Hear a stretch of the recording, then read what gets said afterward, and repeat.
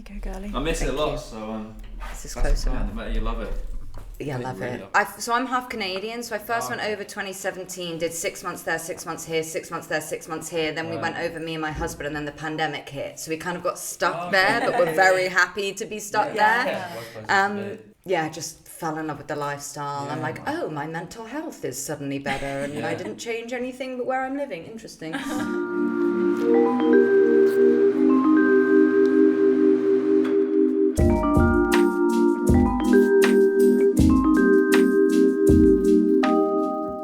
Hi guys, and welcome back to this week's episode of the Actors Waiting Room podcast. And this week I'm here with Alexa Morden. Hello. Hello. Who I will introduce you as well. You're an actor, you're a writer, podcaster. It's so nice to meet another podcaster. Yes. It's so nice to have another podcaster on a podcast Yes, with me. I'm switching the side of the table at the Yeah. moment. I'm the guest and not the host. Isn't it's a it pleasure. weird though? Do yes. you not think it's weird? It is weird not knowing what you're going to talk Yeah. about, because usually I know exactly what I'm going to talk about. No, it's true. I went on a podcast for, I can't remember the name of it now. I think it's like Don't Help the Hero. I hope I'm saying that right, boys. Sorry. It talks about like superhero podcast. I think I know them. They messaged me Yeah, too, they're so, lovely. yeah. And they're both actors as well.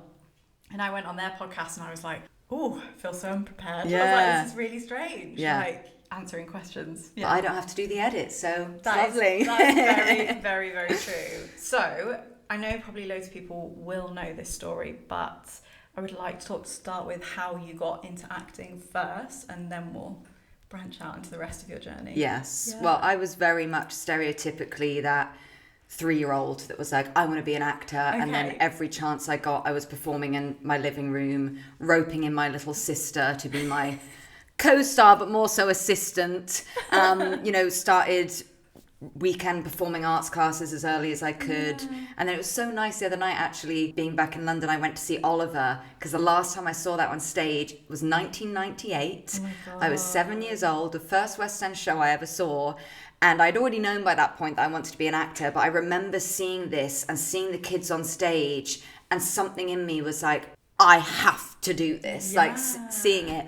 So going back and watching it again and going, I'm, now in my 30s, I am an actor, nothing really went how I thought it would go, but at the same time, it's been amazing in its own way, and just still having that love for theatre and thinking, gosh, time flies. But yeah, so then I did the whole gap year, worked 3 jobs, saved a lot of money, auditioned for drama school, got in, luckily, went to drama school, graduated with a fancy London agent, 2 TV credits under my belt, moved to the big city, London, bright-eyed, bushy-tailed, and then #the real actor's life began, and I was like, oh, this isn't what the movies make out this life to be. This is where the movie ends. Yeah, You're yeah. like, oh, the rest is history. Yeah, it's so, so true. Was it weird watching Oliver now, like older? Because I remember having a similar experience when I saw Wicked when I was much younger. My favourite, yeah. And I was just absolutely like just starstruck with like just the vocals and everything. Yeah. I can't sing like that. Was it weird like now watching it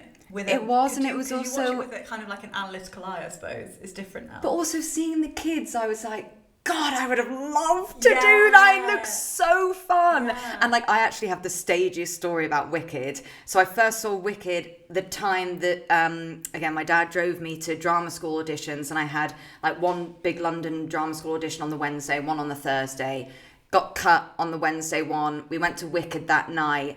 And again, just so inspired by it, loved it so much. And that line where, even though it's totally out of context, don't start, wishing only wounds the heart. And I was like, I can't wish to be an actor because it just hurts so much. And then that night we went back to the hotel, and you'll never guess what was on E4+1, the pilot of Glee. Oh my And so God. I came from watching Wicked to going back to the hotel, watching Glee like this. And then again was like, no, this is my path. Like, I'm going to do this. Went into like the next drama school audition the next day, like, I am that main character. Like, this is going to be it. Got cut again. But we carry on. We carry on. Did you do acting or NT? Acting. So Okay. my parents sat me down when I was getting older as a kid and said, because I was doing dancing lessons, singing lessons, playing piano, like drama, and they kind of said, which do you want to do? Because if you want to do musical theatre, you have to start being more disciplined. Like, again, I'm not as strong a singer. But yeah, no, then I chose, no, acting is my passion. That's number one. And so did the BA honours at acting at drama school. Yeah, I did the same. But I love musicals. Yeah, just I do. love them. They're so nice. And also I would love to be able to sing like that. Yes. And I can't. I can in the shower I can. Yeah. In my alternate reality, my husband might not agree, but yeah. It's so true. It's so true. When you sort of first graduate, how was the industry when you first graduated to how it is now? Is it? I mean, I don't even know where to is begin. It, or is it not that different? Do you It's think? hugely different, and it's harder than ever. And okay. And I have a lot of coaching clients now, and we'll probably get to this, but I'm all about cutting through the bullshit and talking realistically and saying it's harder now than ever, and it was very hard back then. It's more oversaturated than ever. The pandemic changed everything. The strikes changed everything. Like I still don't think people are realizing that we're still trying to come back from that. Yeah. You know, there's too many people on spotlight now. There's the people with the money, the powers that be, aren't taking as many risks. Yeah, that is a big one. It's just a lot of.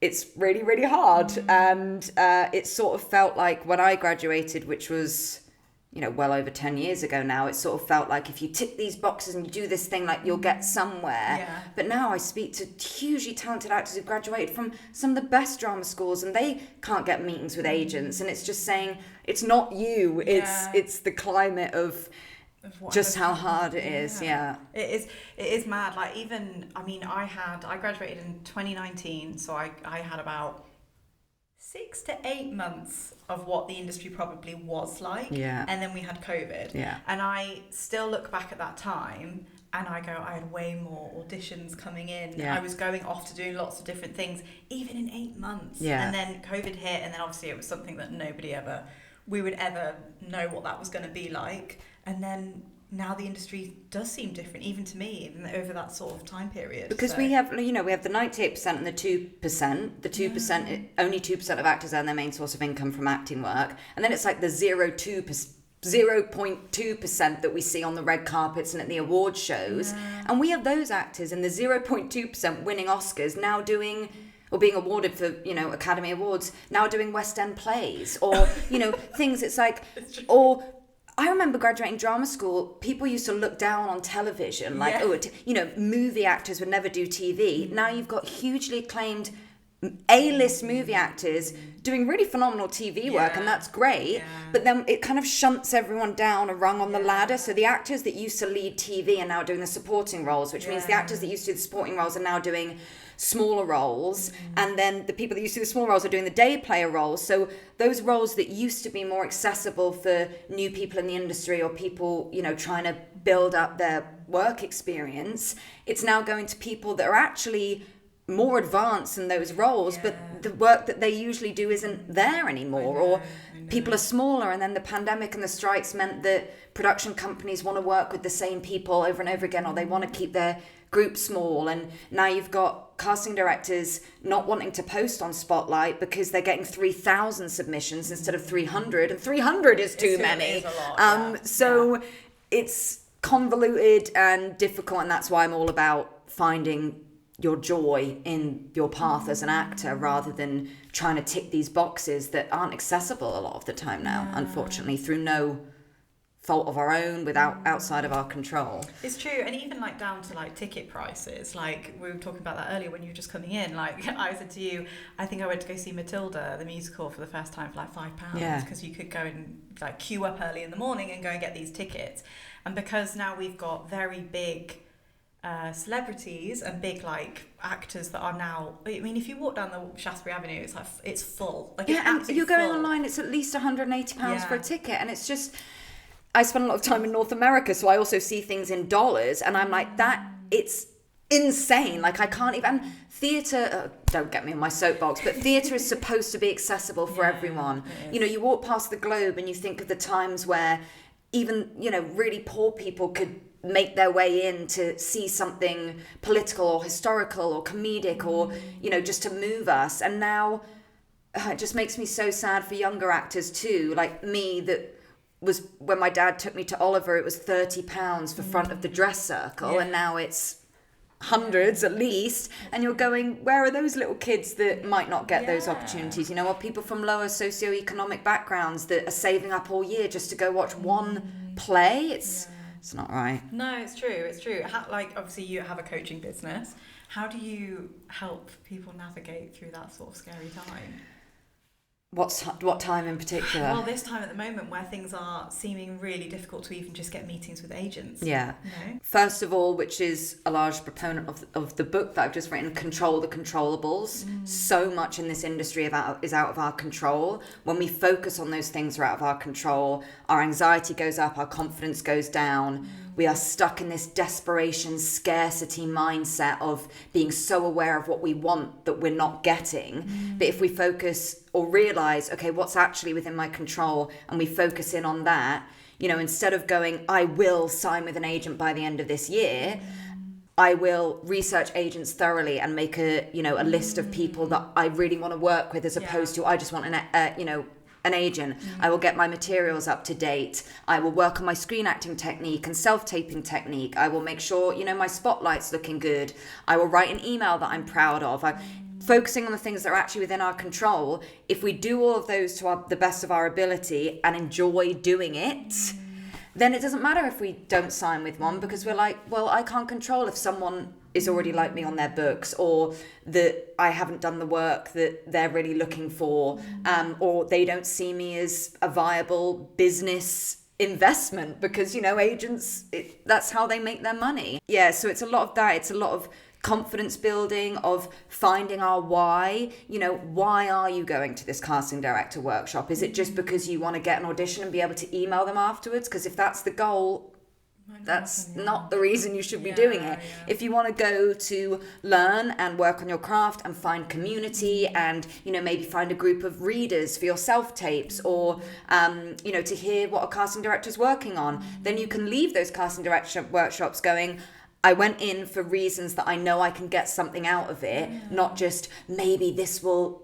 be the thing that then clicks all my dreams coming true, because it doesn't really work like that. So lots of things. I hope that answers the question. Yeah, absolutely, it absolutely does. It's just that, it's just such a really difficult time at the moment. But I think being specific, like you said, about certain things, I learn far more that way than I do if I fired, because I used to be one of those people that would fire out hundreds of emails, because you're told that kind of at drama school, where you're like, you want the agent, just fling the net out and see what comes back. And I don't think that's necessarily like an awful approach, but it's, I think when you're specific, you understand kind of what you want. Exactly. And I say this, it's like throwing shit at the wall and seeing what sticks. If you're like, I'm going to send 50 casting director emails this week, exactly, then you're like, well, I sent 50 and I didn't even get one reply. And it's like, well, yeah, probably because you're not being specific. You're being very general, and you're doing it for the wrong reasons. So I'm all about a process focus as well. And that comes down to auditions or just living the life of an actor. We need to be enjoying our process and our journey, rather than constantly working towards something external that we think we have to get to make us feel like a valid actor, or feel successful, or feel like we're doing the thing. We're doing the thing because we're actors. Like, every day I'm an actor. It doesn't matter whether I'm doing something to do with acting or not. It's about finding joy in the process.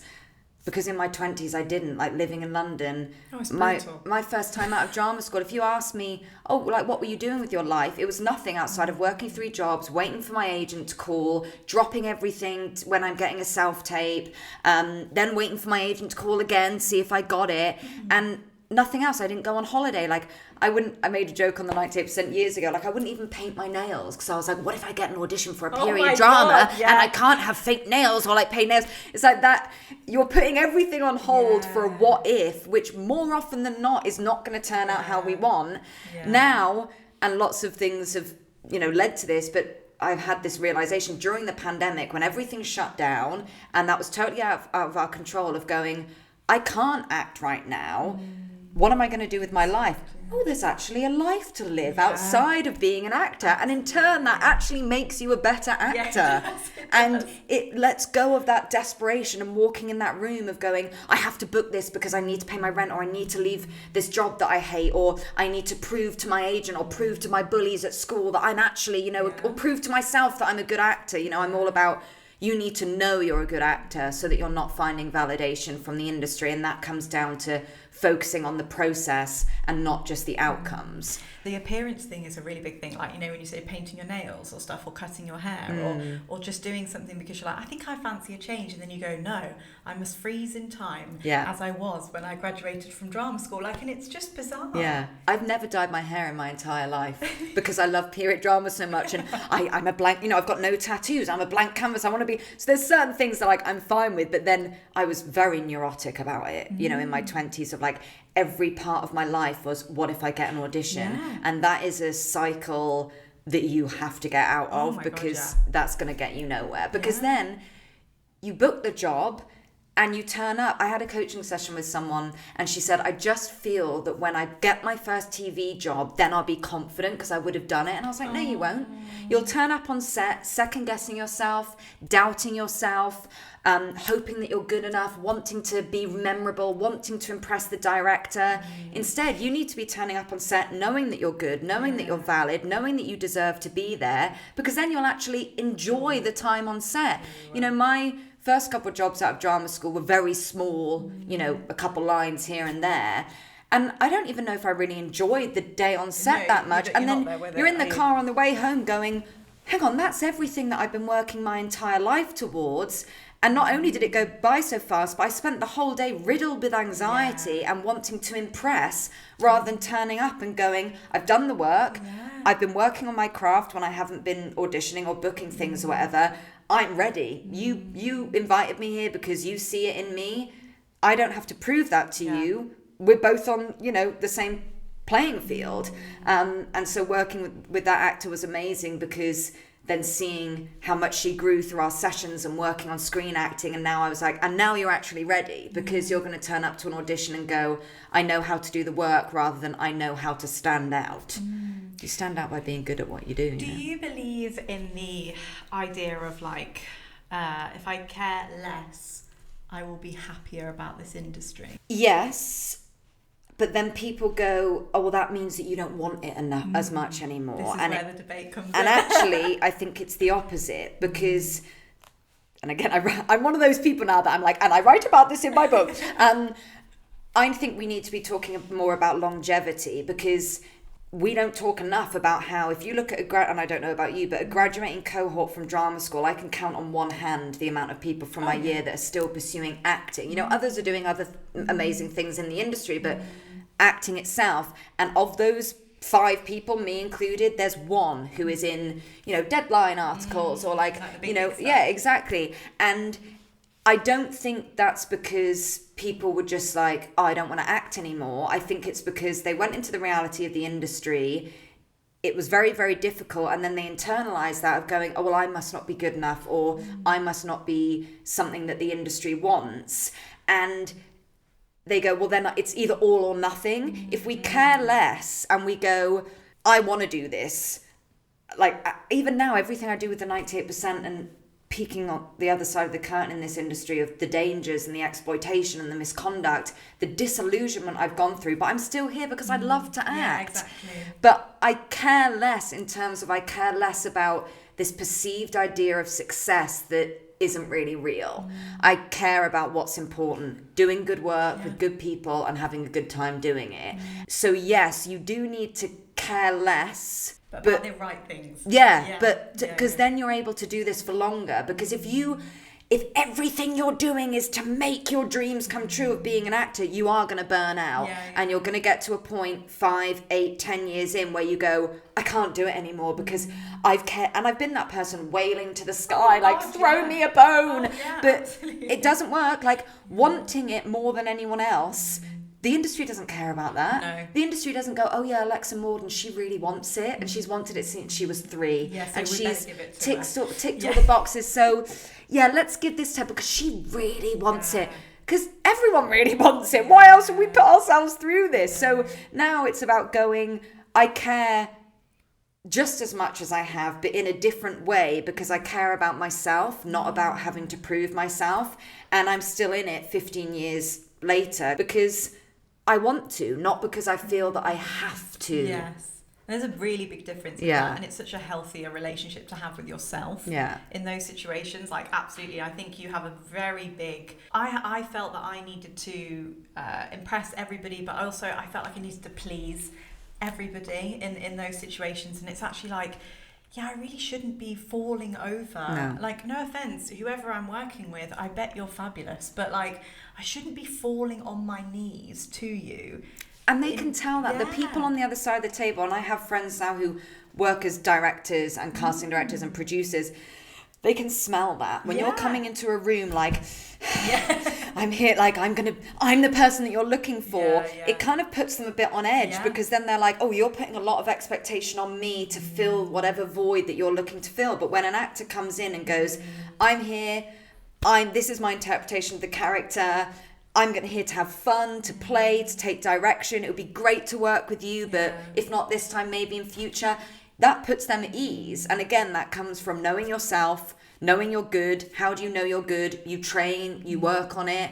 And you show up in a healthy, mentally stable way, again, that trickles down to then you doing better work rather than going in going, this is all I've ever worked for and I'm the right person for you and I'm going to prove it to you. Yeah, it's true. It's like it was like a relationship, isn't it? If you go into a relationship or you go into on a first date and you're this needy person that just wants a relationship, not really actually focused on the person in front of you, then no, it's going to put them off. But actually, if you went in going, I'm genuinely interested to get to know you, to see if this is going to work, I can guarantee they'll like you more. And that comes down to the hierarchy as well, which I talk a lot about with the 98%, is you're giving people a lot of power by going, you hold the rest of my life in your hands. We should be interviewing them. Like when you go to I see people in Facebook groups, I've got a meeting with an agent, this, and how do I do this? It's like, you do realize this is a two-way interview. You should be asking them questions. Are they the right fit for you?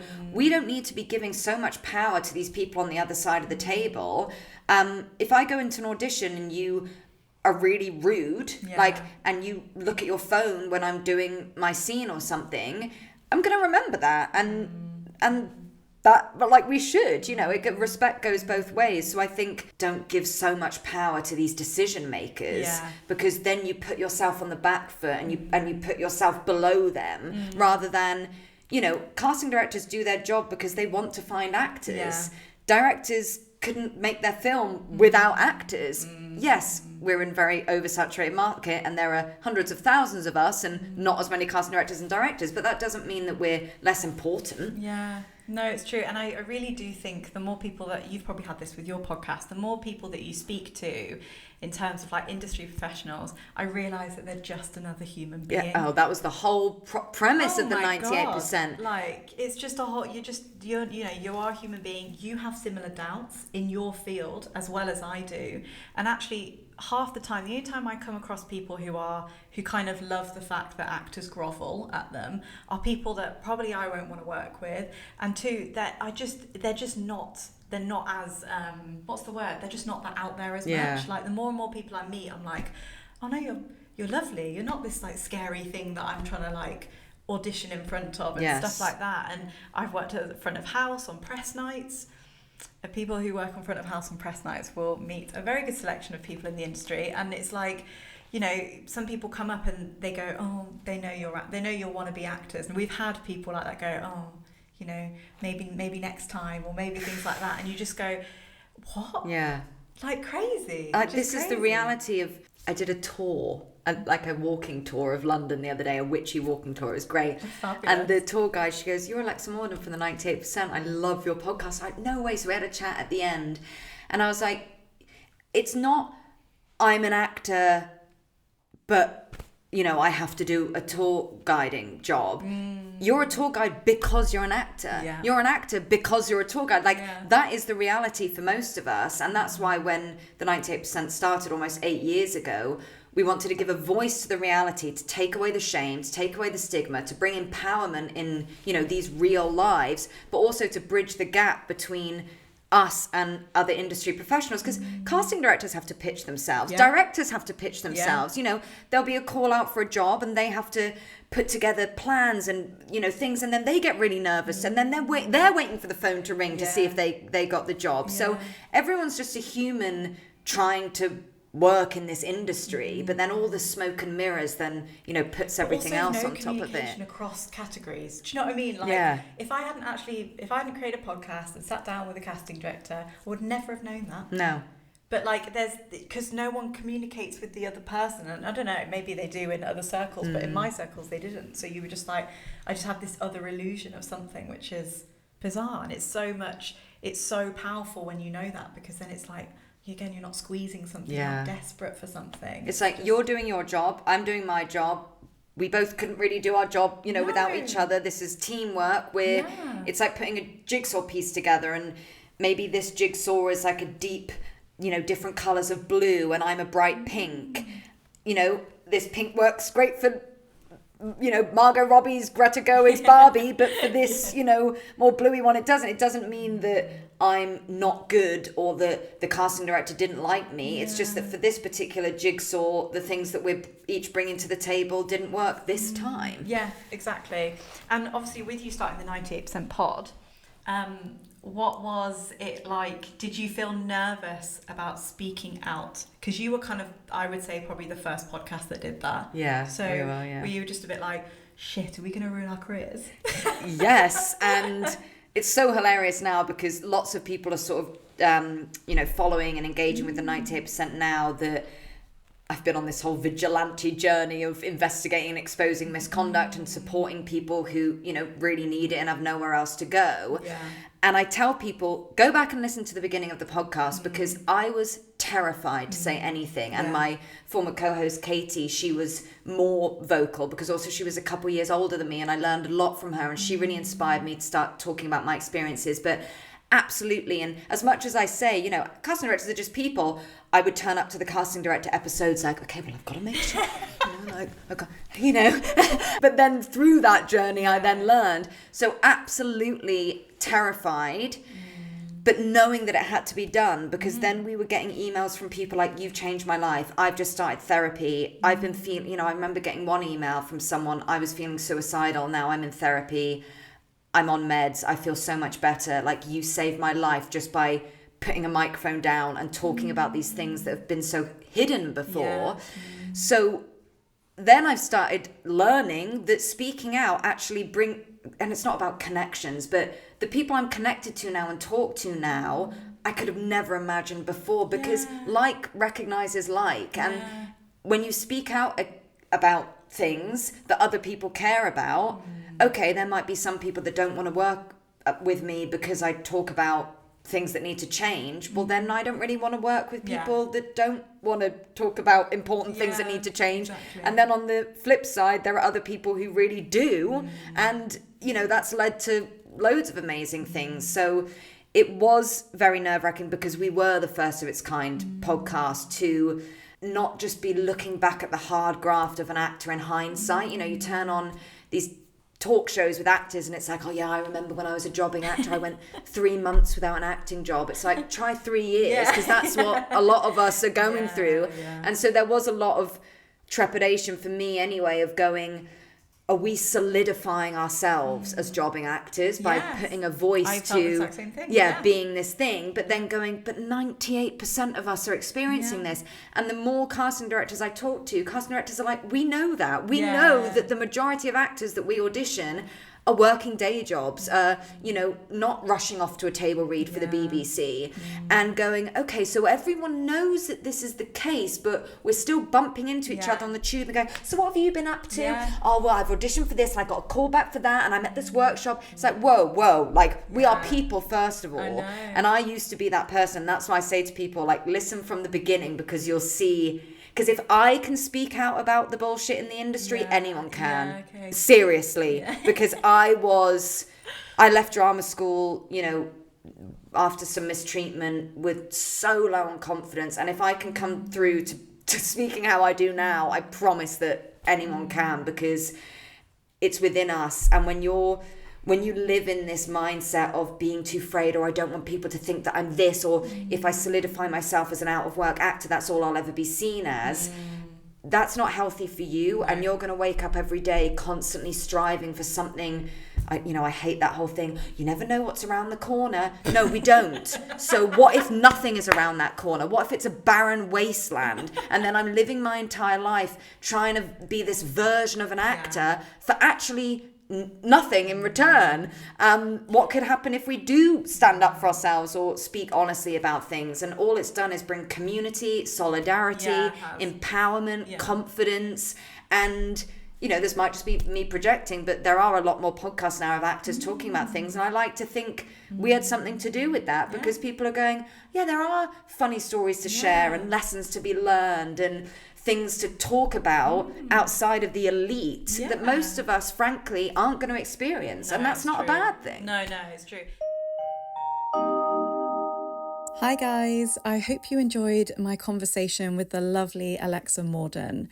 The conversation was so good that the recording was over an hour long, and because I didn't want to cut anything out, I will now release a part 2 of this episode next week on Monday the 16th of March. So, as always, I will see you in the next episode.